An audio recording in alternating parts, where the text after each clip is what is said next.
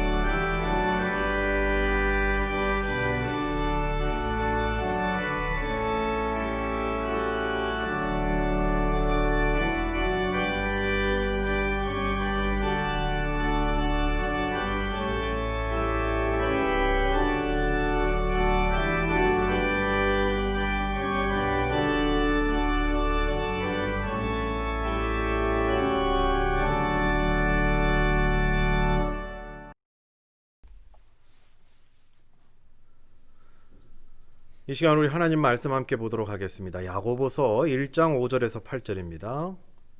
야고보서 1장 5절에서 8절 제가 읽어드리겠습니다. 너희 중에 누구든지 지혜가 부족하거든 모든 사람에게 후히 주시고 꾸짖지 아니하시는 하나님께 구하라. 그리하면 주시리라. 오직 믿음으로 구하고 조금도 의심하지 말라. 의심하는 자는 마치 바람에 밀려 요동하는 바다 물결 같으니 이런 사람은 무엇이든지 주께 얻기를 생각하지 말라. 두 마음을 품어 모든 일에 정함이 없는 자로다. 아멘. 자, 지난 시간에 우리가 성경에서 시험이다 또는 시련이다 라고 하는 얘기를 들었죠. 이게 그 영적인 입장에서 설명하고 또 우리가 그렇게 바라는 보고 있지만은 지난주에도 말씀드렸듯이 현실적인 문제 앞에서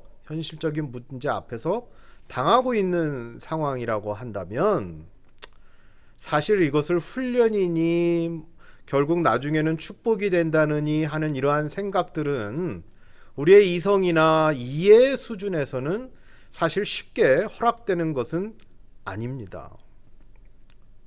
쉽게 받아들여지지 않는 게 사실 큰 문제겠죠.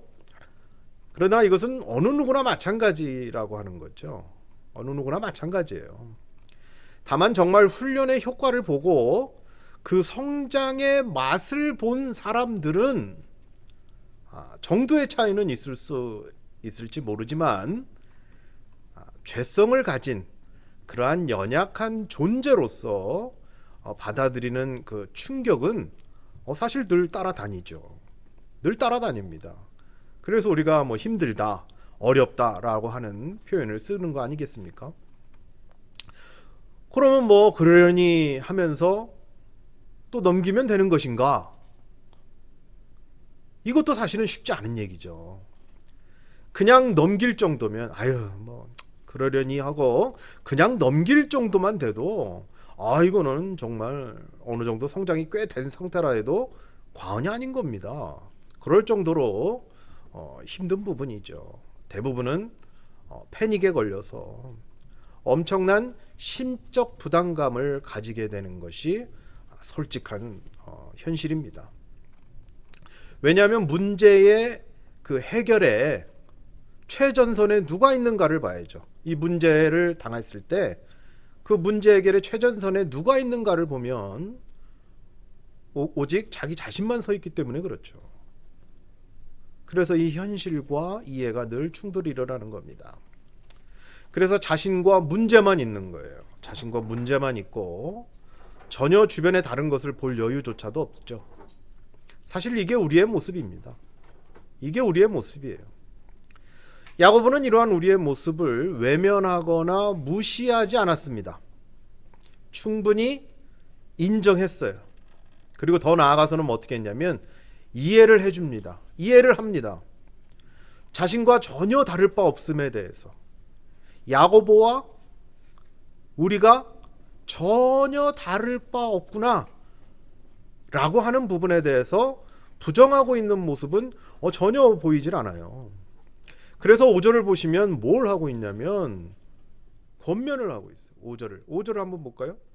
너희 중에 누구든지 지혜가 부족하거든 모든 사람에게 후히 주시고 꾸짖지 아니하시는 하나님께 구하라 그리하면 주시리라 라고 얘기를 하고 있죠. 이런 우리의 현실과 모든 조건들을 다 알고 있는 상황에서 야고보와 우리가 별로 그렇게 크게 다르지 않다라는 것을 인정하는 차원에서 권면을 하는데 어떤 권면이냐면 기도하자입니다. 기도하자. 뭐라고 얘기하냐면 구하라 그러죠. 기도하자입니다. 우리 항상 이 기도라는 얘기가 나오면 항상 이런 생각 들죠. 또 늘 이런 식이다. 맨날 어려움만 있으면 기도하라는 소리는 귀가 따갑게 들어. 누구나 다 기도하라고 그러지. 그럼 뭐해? 뭐가 달라져? 기도하면 당장 밥이 나오나? 아니 기도하면 뭐 내 문제가 바로 풀려? 라고 하는 말과 생각들이 사실 바로 따라오죠. 바로 따라옵니다. 그래서 이 기도하자, 기도한다 라고 하는 것이 어느 순간부터 우리 그리스도인들에게 안타깝게도 그렇게 크게 다가오는 말이 안 됐어요. 그냥 형식적인 말이 돼버렸죠. 어려우십니까? 그럼 기도해라. 또 무슨 안 좋은 일이 있으면 기도해. 기도 안 해서 그래.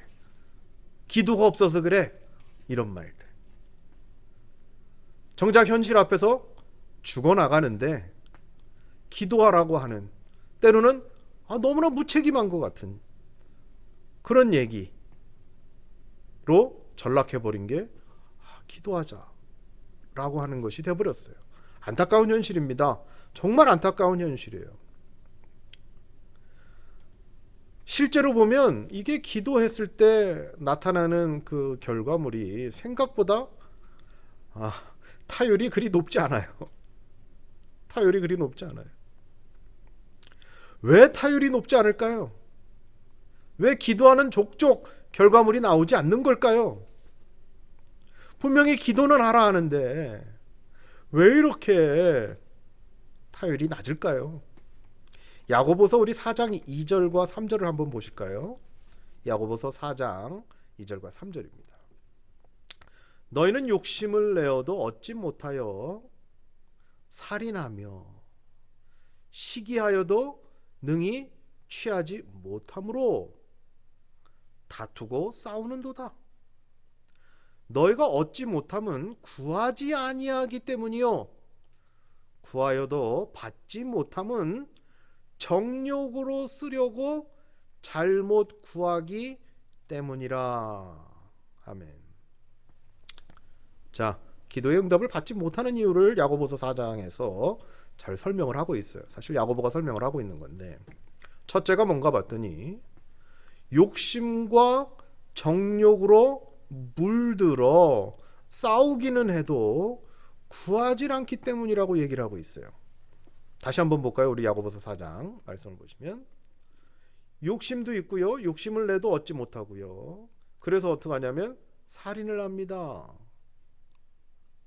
내가 욕심이 있는데 얻질 못하니까 살인을 해버려요.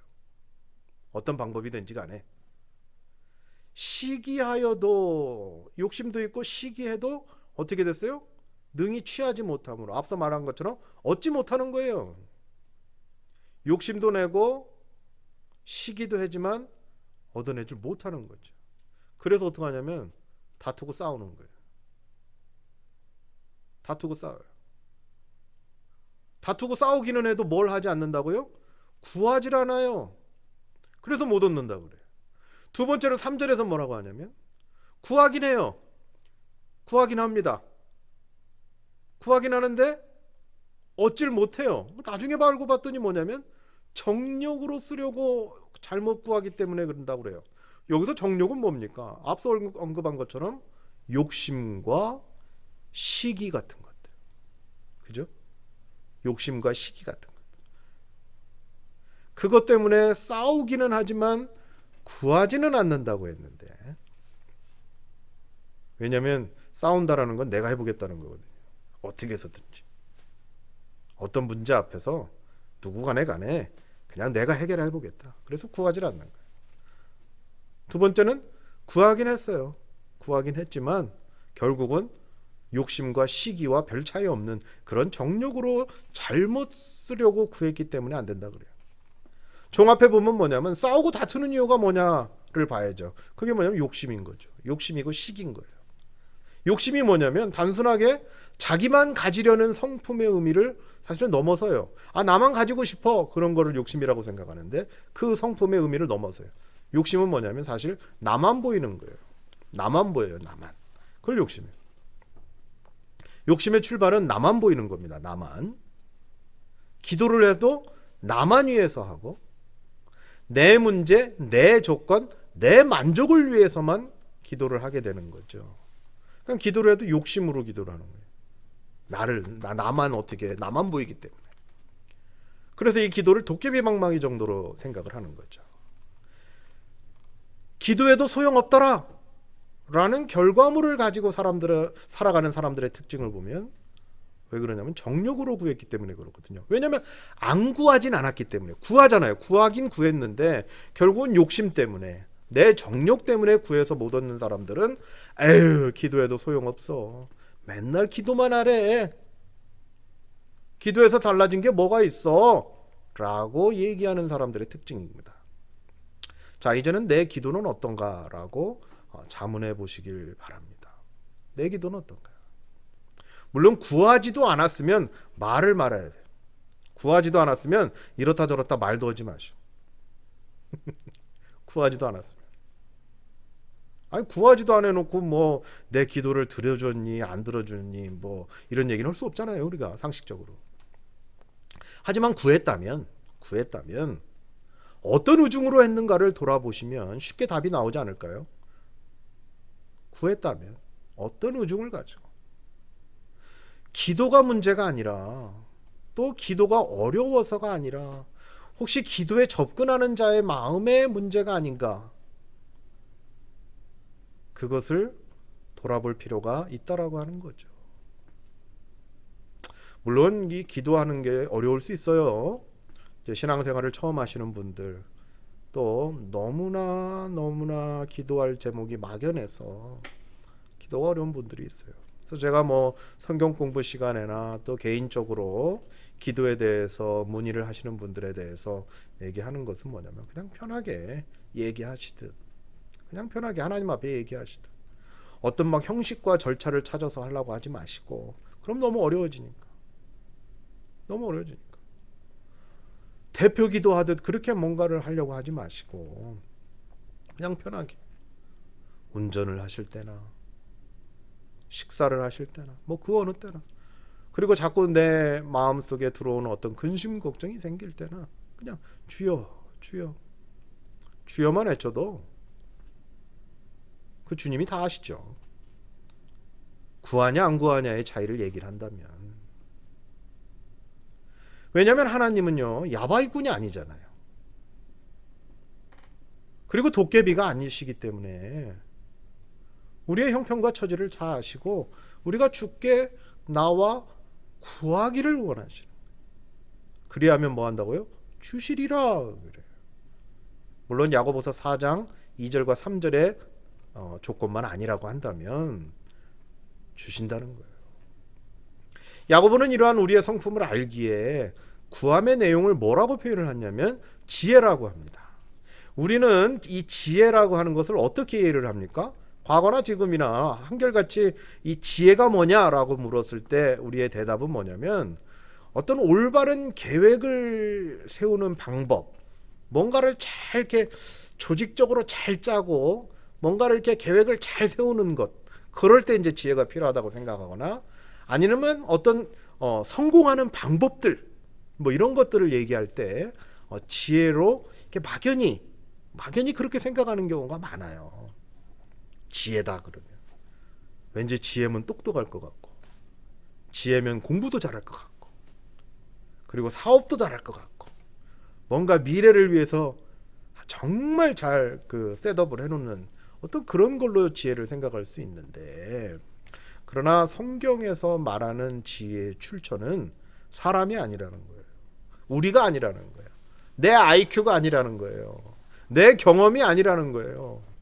그 지혜의 출처는 누구냐면 늘 하나님이라는 것을 성경에서 말하고 있어요. 잠언 2장을 한번 보십시다. 잠언 2장. 자, 잠언 2장을 보시면 뭐라고 나오냐면, 대저 여호와는 뭘 주시냐면 지혜를 주시며, 그죠? 지혜를 주신다 그래요. 그다음 뭘 주시냐면 지식과 명철을 그 입에서 내심이며, 7절은 그는 정직한 자를 위하여 완전한 지혜를 예비하시고 행실이 온전한 자에게 방패가 되십니다 라고 잠언에서는 설명을 하고 있어요. 지혜는 누가 주신다고요? 하나님께서 주시고 하나님으로부터만 나갑니다. 인간의 지혜는 경험에 근거해서 나오는 경험담에 불과해요. 물론 성경에서도 우리 그 노인들, 어른들, 장로들 이렇게 표현을 하죠. 옛날에는 어른들이 다 장로였으니까. 그런 사람들의 얘기를 잘 들으라는 얘기가 나와요. 그 왜냐하면 경험을 통해서 얻어진 지혜라는 게 있을 수 있기 때문에 그래요. 그렇지만 그것은 이제 인간적인 지혜를 말하는 거죠. 경험에서 나오는 지혜. 그렇지만 하나님께서 주시고 하나님으로부터 나가지 않았다면 그런 것들은 얻을 수가 없는 겁니다. 잠언만 보시면 쉽게 알 수 있는 사실이에요. 잠언을 한번 쭉 읽어보십시오. 지혜가 어디로부터 나오는지. 그러면 어떤 지혜를 말하는가, 이것을 좀 알 필요가 있지 않겠습니까? 1절과 4절 우리가 지난 시간까지 나눴던 내용들을 돌아보면, 그리고 오늘 시작할 때 언급한 우리의 연약함을 비추어서 생각해 보면 뭐냐면 시험과 현실의 충돌에 대해서 감당할 수 있는, 우리가 감당해낼 수 있는 그런 어떤 하나님의 도우심을 야고보는 뭐라고 얘기를 하냐면 지혜다라고 얘기를 하는 거예요. 왜냐하면 하나님으로부터 나오는 그 어떤 것, 그 하나님의 도우심, 그 하나님의 역사하심, 그게 지혜라는 거예요. 우리 자체로는 도저히 감당할 수 없는 일들이기에 포기하거나 또는 자신이 해결하려고 애를 쓰다가 지쳐 쓰러지기보다는 정말 성도라 한다면, 우리가 아마 지금 이 성도라 한다면, 성도라고 한다면 이런 얘기를 벌써 십몇 주째 하고 있어요. 지겨우실 수도 있죠. 온라인 예배를 드리기 시작하면서부터 이 현 시대에서 살아가는 성도가 어때야 하는가를 얘기를 나누고 있으니까, 이 성도라 한다면 하나님의 살아계심을 최소한 인정하고 바라보는 태도를 요구하는 거예요. 시편 23편도 그렇고 이 야고보서 전반적으로 나오는 얘기가 그렇습니다. 성도라고 한다면 최소한 하나님의 살아계심을 인정해야 하는 거 아닌가 라고 하는 거죠. 그리고 그 하나님이 도와주실 것을 바라며 기도하라고 하는 겁니다. 이유는 단순해요. 내가 감당할 수 없기 때문에. 내가 감당할 수 없기 때문에. 도저히 감당할 능력이나 실력이 안 되기 때문에 하나님의 살아계심을 인정하는 사람이라면, 그 사람들이 성도라고 한다면, 오늘 5절에도 얘기했듯이 누구든지 하나님의 살아계심을 인정하는 사람이라면 누구든지 하나님의 도우심을 구하라, 지혜를 구하라 라고 하는 거죠. 여기서 누구든지는 아무나의 의미도 있겠지만은 자신에게 지혜가 부족함을, 다시 말해서 자신이 연약해서 하나님의 도우심이 없이는 감당할 수 없음을 아는 사람들, 그 누구든지, 그 누구나입니다. 뭐 그런 거 상관없는 아무나가 아니라 하나님의 도우심이 없이는 감당할 수 없음을 아는 사람들 누구나, 성도라면 누구나입니다. 결국 성도만이 구하고 바라보는 기도를 하는 사람들이고, 기도의 힘을 아는 사람들이고, 기도의 열매를 아는 사람들이 바로 성도라고 하는 것을 간접적으로 표현하는 말이죠. 아니, 성도라고 한다면, 앞서도 말씀드렸듯이 성도라고 한다면 구하고 바라보는 기도를 하는 사람들일 거 아니에요. 기도의 힘을 아는 사람들일 거 아니에요. 기도의 열매를 아는 사람들일 거 아니에요. 그러니 하나님 믿는다 할 거 아니에요. 그거 없이 어떻게 성도임을 증명할 수 있겠습니까? 그래서 진정한 지혜는요, 하나님께 굴복함을 의미합니다. 하나님밖에 없어요. 나는 못해요. 하나님이 하십시오. 그게 진정한 지혜예요. 또한 지혜로운 자는 뭘 하냐면요, 기도합니다. 기도하는 사람이 지혜로운 사람이에요. 하나님의 능력을 인정하고 믿어서 자신을 굽히는 거죠. 그 문제 앞에, 시련과 시험 앞에 그 최전방에 내가 있는 게 아니라 하나님이 거기에 계셨으면 하는 마음을 가지고 기도하는 사람들, 그런 사람들이 자신을 굽히고 하나님께 굴복하며 나아가는 자들, 그걸 우리가 두 자로 뭐라고 그러냐면 성도다라고 얘기를 하는 거예요. 그래서 결국 성도는요, 하나님이 어떤 분이신가를 아는 사람들이라고 하는 것이 오늘 본문 가운데 드러나는 겁니다. 5절에서 말합니다. 하나님은 구하는 자들에게, 기도하는 자들에게, 물론 이제 다음 주에 나눌 그 6절과 8절의 내용에 해당만 안 된다면, 6절에서 8절 내용이 뭡니까? 의심하는 사람들, 그죠? 두 마음을 품는 사람들, 기도하는데 의심하고 두 마음 품고, 뭐 이게 어떤 건지 다음 주 더 얘기를 나눌게요. 이런 내용에 해당만 안 된다면 하나님은 구하는 자들 그리고 기도하는 자들에게 후히 주시고 꾸짖지 않으시며 늘 주시려고 준비 중인 분이시라는 것을 야고보는 고백하는 거죠. 5절을 한번 다시 보십시다. 기도하면 어떻게 한다고요? 후히 주시고 꾸짖지 아니하시고 그 다음에 늘 주시려고 준비하시는 분이라는 걸 알게 돼요. 여기서 후히라는 말이 있죠. 후히. 뭐 영어로 뭐 아주 제너러스하게 준다. 뭐 이렇게 이것저것 재고 이렇게 주는 게 아니라 제너러스하게 아주 그냥 후히 준다라고 말을 할 수 있겠지만 사실 이 말의 의미를 본문에서 찾아보면 언제든 줄 준비가 되어 있다라고 하는 의미가 후히예요. 자, 우리가 뭘 후히 준다라고 할 때 어떤 마음이 드세요? 후히 준다. 그건 내가 줄 거야. 내가 어떻게 해서든지 줄 거야. 줌에 있어서 아까움도 없고 줌에 있어서 그 어떤 조건도 없고 줌에 있어서 내가 전혀 마음에 걸림이 없어. 언제든 줄 준비가 되어 있다가 후히예요. 계산할 거 없이 즉각적으로 주신다라는 말이 사실은 후히라는 말입니다. 후히 주신다. 즉각적으로. 그런데 이 혜택을 놓치시렵니까? 성도가 누리는 혜택인데.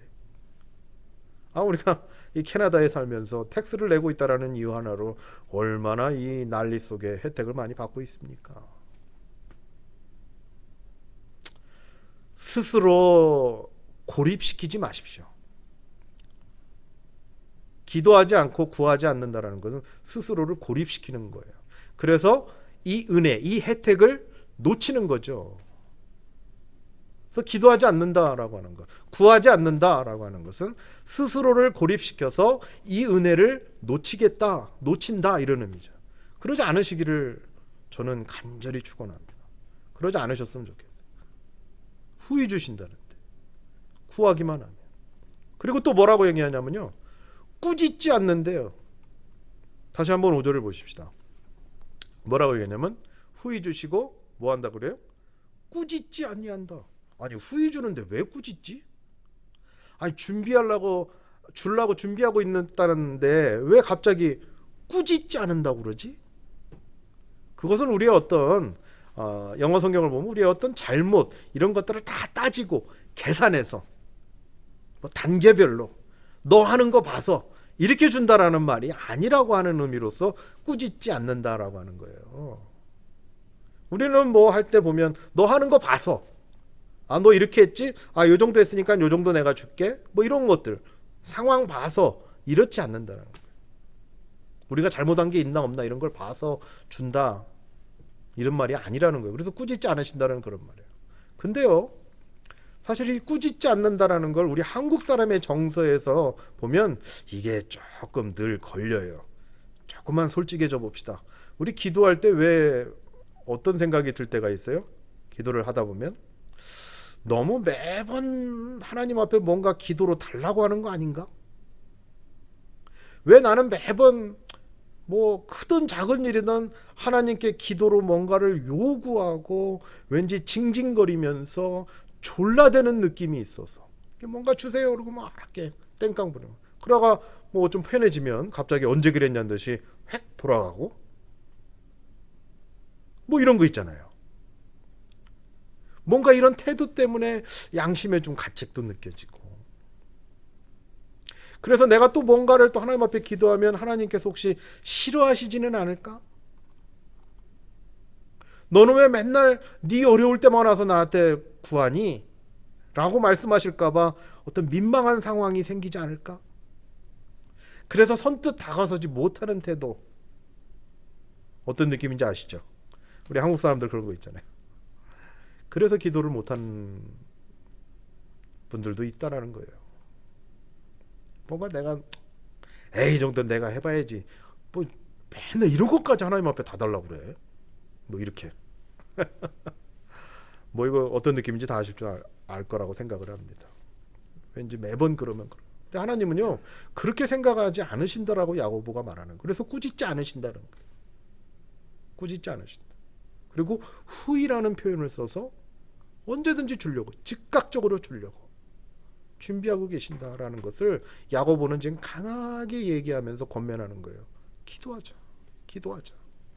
성도들이 하나님께 구하고 다가오는 것만으로도 하나님은 기뻐하시기 때문에 구하자. 우리가 구하자. 욕심이나 정력을 위해서 구하지 말고, 또 의심하면서 구하지 말고, 두 마음을 품어서 구하지 말고 구하자. 왜? 하나님은 그렇게 다가오는 것만으로도 기뻐하시고 더 줄 것이 없나 주변을 돌아보시는 분이라는 것을 우리가 놓쳐서는 안 된다라고 하는 것을 야고보가 얘기를 하고 있는 거죠. 이 마음은 자식을 낳으면 안다고 그러더라고요. 예전에 자식 낳아보면 안 돼요. 그 자식한테 뭘 주려고 하는 건데.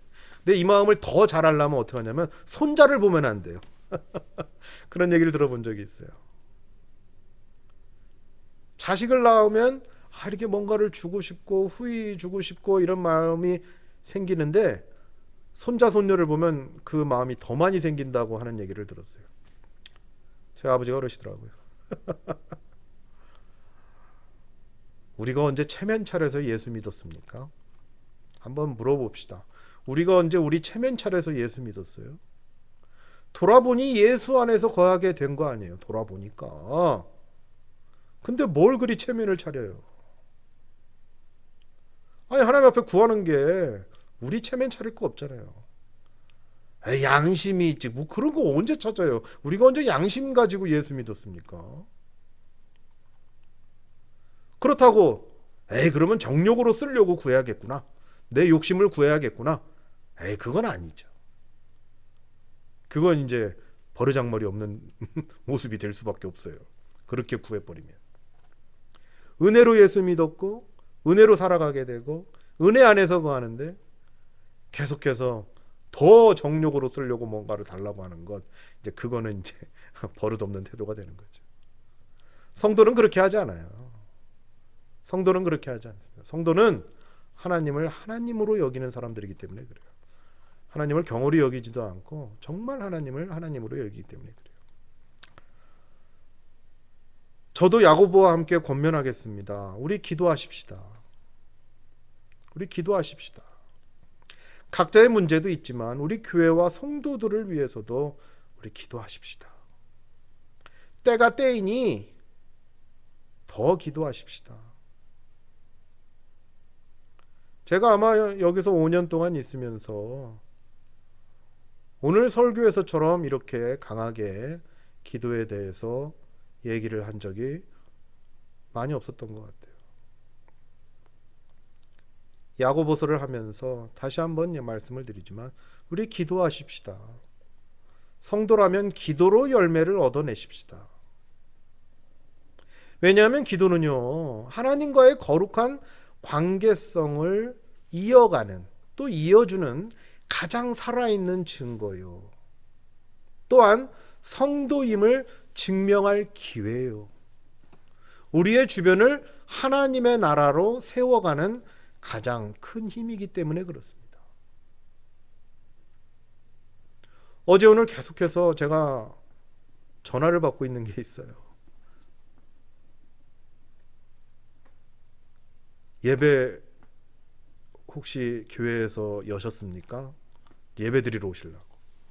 저희 교회 성도님은 아니고 어떤 이유인지는 모르겠지만 예배를 사모하는 분들인 건 맞는 것 같아요. 빨리 모여서 하나님 앞에 예배 드리고 싶은 마음. 이렇게 서로 제 얼굴만 나가지 않습니까? 그렇지만 이제 예배를 통해서 서로가 얼굴과 얼굴을 마주보면서 우리가 이제 이렇게 영적인 교제를 나누는, 성도의 교제를 나누면서 하나님 앞에 예배 드리는 게 사실은 예배의 가장 귀한 목적이자 또 이유이기도 한데 그런 걸 못하니 얼마나 답답해요.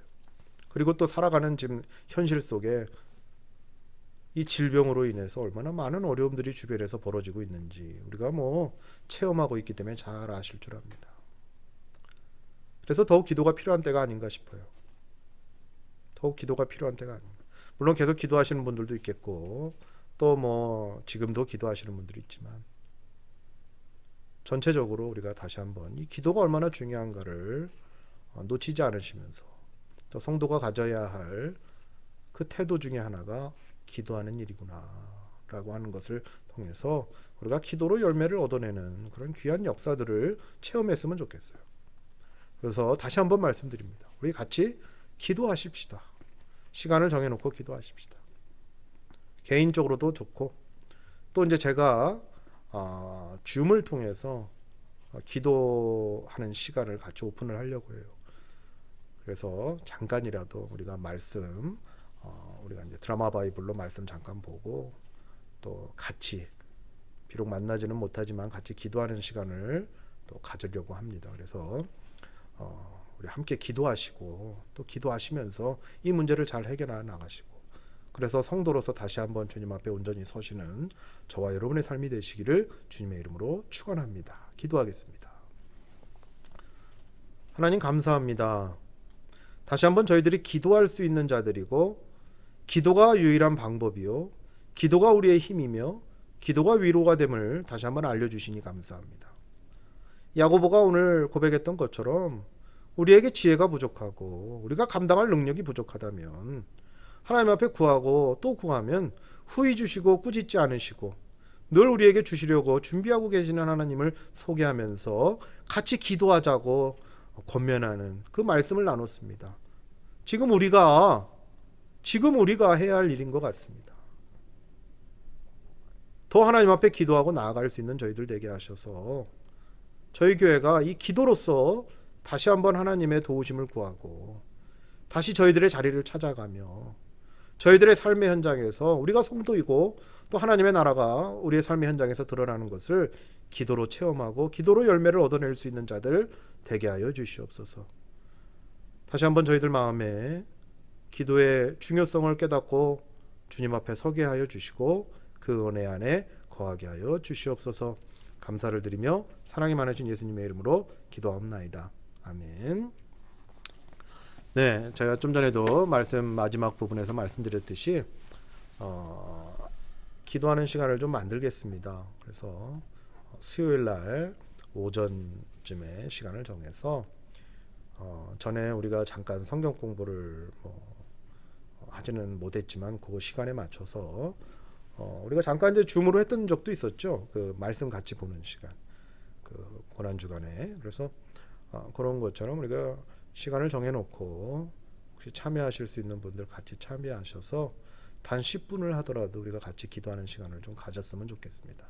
물론 구체적으로 제가 준비를 해서 공지를 해 드릴 테니까 그 부분에 맞춰서 함께 기도하시고 또 집에서는 아침이 됐든 저녁이 됐든 어찌 됐든 시간을 좀 정하셔서 먼저 가정을 위해서 좀 기도를 하시고 그다음에 이제 또 그 가정에 딸려 있는 여러 가지 이제 비즈니스 문제도 당연히 기도를 해야겠죠. 생계를 위해서. 그다음에 이제 그런 기도가 끝나시면 교회를 위해서도 기도해 주십시오. 이제 교회가 곧 있으면 CRC 교회로 이제 들어가게 되고 또 가게 되면 또 새롭게 해야 할 일들이 또 생기기 때문에 여러 가지로 지금 기도가 많이 필요한 게 사실입니다. 제가 할 수 있는 건 극히 제한적이에요. 극히 제한적입니다. 여러분들이 함께 도와주시고 함께 이렇게 파이팅 있게 으쌰으쌰를 해주셔야지 이게 갑니다. 그래서 그 으쌰으쌰 하는 부분에 대해서 파이팅 하는 부분에 대해서 기도로 동참해 주시면 참 감사하겠습니다. 그래서 우리가 좀 더 이 어려운 시간을 우리가 기도로 잘 극복해내고 준비하는 거죠. 기도로 준비하는 거죠. 그래서 새롭게 또 다시 다가올 우리의 새로운 또 스테이지 앞에서 하나님의 도우심을 받아 모든 부분들을 잘 기도로 헤쳐나가는 그런 교회가 됐으면 좋겠다라고 하는 것이 목회자의 또 바람이자 또 권면입니다. 이런 부분에서 우리가 함께 따라주시면 감사하겠습니다. 자, 축도하기 전에 우리 했던 거 이제 성도의 사명 우리 함께 같이 읽고 큰 소리로 읽으시고 그 다음에 축도로 예배를 마치도록 하겠습니다. 우리 함께 읽겠습니다. 하나님께 부름받은 백성인 우리는 하나님을 찬양하며 그의 말씀을 듣고 순종하기 위해 모인다. 우리는 그리스도에 대한 믿음과 순종으로 서로 자라간다. 우리는 하나님의 백성을 사랑하며 돌아본다. 우리는 다른 이를 섬기고 예수님을 증거한다. 우리는 삶의 모든 영역에서 하나님의 공의와 평화를 추구한다. 아멘. 축도로 예배를 마치도록 하겠습니다. 지금은 우리 주 예수 그리스도의 은혜와 아버지 하나님의 크고 놀라우신 사랑하심과 성령 하나님의 인도하심과 깨달아 알게 하심이 성도로 하나님의 사람들로서 이 땅 가운데 살아갈 때에 우리에게 주어진 유일한 축복이자 은혜의 열쇠는 기도임을 고백하고 기도로서 열매를 맺어가는 성도로 살고자 다짐하고 또 다시 한번 우리 스스로를 추스리고 돌아가는 주의 귀한 백성들 머리머리 위에 그들의 가정과 그들의 사업장 위에 또한 그들의 귀한 자녀들 위해 더 나아가 영적으로나 육적으로나 질병 가운데 놓여 힘들어하는 우리 환우들 위해 지금으로부터 영원토록 함께 하실 것을 간절히 축원하옵나이다. 아멘. 감사합니다. 7월 5일 주일 예배를 마치도록 하겠습니다.